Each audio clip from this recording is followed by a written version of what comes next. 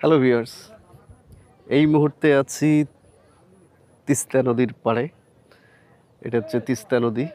আপনারা জানেন যে ইতিপূর্বে এই তিস্তা খননের জন্য 12,000 কোটি টাকা বরাদ্দ করেছে সরকার এবং সেই কাজ আগামী জানুয়ারি থেকে শুরু হওয়ার কথা।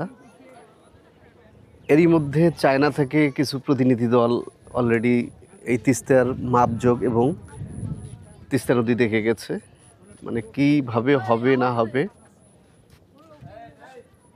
এটা দেখে গেছে। তাই আজকে দেখতে আসা।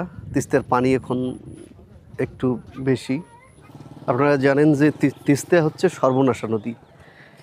মানে এই নদীটা এখান থেকে হচ্ছে আরও প্রায় 10 কিলোমিটার দূরে ছিল এই পাশে কিন্তু এটা ভাঙতে ভাঙতে, মানে বন্যার সময় ভাঙতে ভাঙতে এটা আজকে এই পর্যন্ত এসেছে।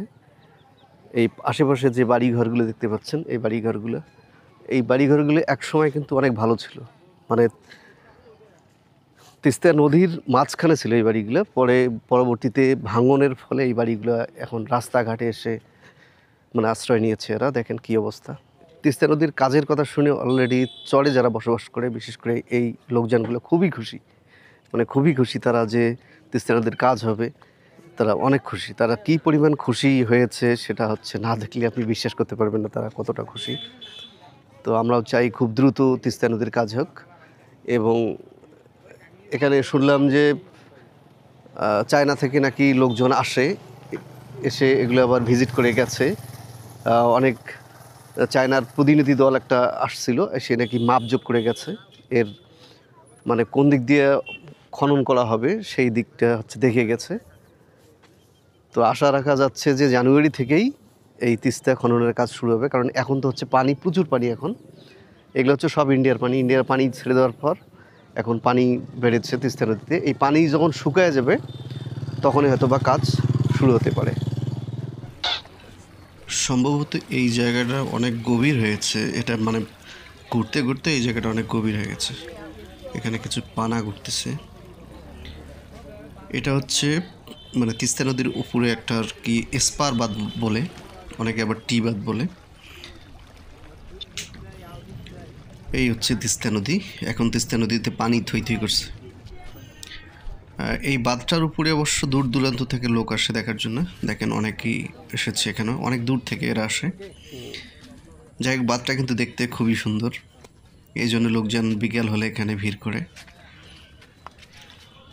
তিস্তা নদীর চায়না যে মানে তিস্তা নদীতে যে খনন করবে সেই খননটা শোনা যাচ্ছে এটা হচ্ছে আপনার পাটগ্রামের ওই পাশ থেকে, অর্থাৎ ইন্ডিয়ার বর্ডার যেখান থেকে নদীর সেখান থেকে শুরু হতে পারে, অথবা আবার কেউ কেউ বলছে নাকি কুড়িগ্রামের ওই সাইড থেকে শুরু হতে পারে। অর্থাৎ দুই পাশের এক পাশ থেকেই শুরু হবে। এটা মাঝখানে কাজ হবে না, এটা এক পাশ থেকে কাজ করতে করতে করতে করে তারপর হচ্ছে লাস্ট পর্যন্ত যাবে। এখন যেহেতু পানি, এই পানির সিজনে তো কাজ করার কথা না, মানে এখন মাপজোক দেখে গেছে। আবার শোনা যাচ্ছে নাকি যে নভেম্বর ডিসেম্বরেই নাকি মেশিনগুলো আসতে পারে এখানে, যে ড্রেজারগুলো চায়না থেকে আসবে সেগুলো আসবে এখানে। এরপর আস্তে আস্তে কাজ হবে, সেটা 10 বছর পর্যন্ত। এই জিনিসটা এখানে দেওয়া ঠিক হয়নি। মানুষ এখানে ঘুরতে আসে, অথচ দেখেন ব্রিজটার উপরে কীভাবে দোকান দিয়ে রাখছে। আরে মানুষ! তো আমরা আশা রাখছি যে হয়তো বা এতদিনের যে কল্পনা ছিল সেটা অবশ্যই সত্যি হতে যাচ্ছে, তিস্তা নদীর কাজ হতে যাচ্ছে।